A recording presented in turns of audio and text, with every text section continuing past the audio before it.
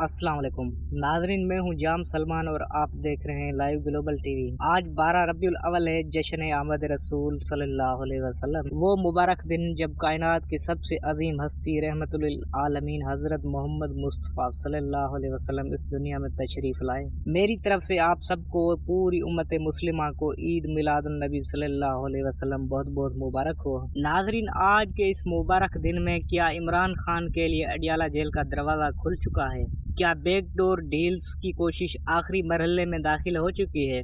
पिछले 10 दिनों में नूरीन नियाज़ी साहिबा, डॉक्टर उज़मा और डॉक्टर फैसल सुल्तान की इमरान खान से मुलाकात करवाई गई थी। नूरीन नियाज़ी साहिबा की 2 घंटे लंबी मुलाकात के बाद उनका पुरएतमाद चेहरा इस बात का वाज़ेह इशारा किया है कि पर्दे के पीछे कुछ बहुत बड़ा तय हो रहा है, जो अवाम के सामने बिल्कुल छुपाया जा रहा है।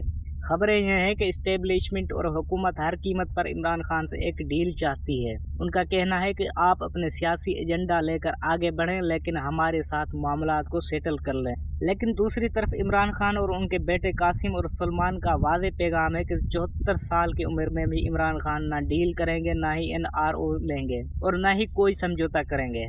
जुमैमा खान ने भी बैनुल अक़वामी सतह पर बरतानवी हुकूमत और ह्यूमन राइट्स तंजीमों को मुतहरक कर दिया है, जिसकी वजह से बैनुल अक़वामी दबाव पर अपने उरूज पर है।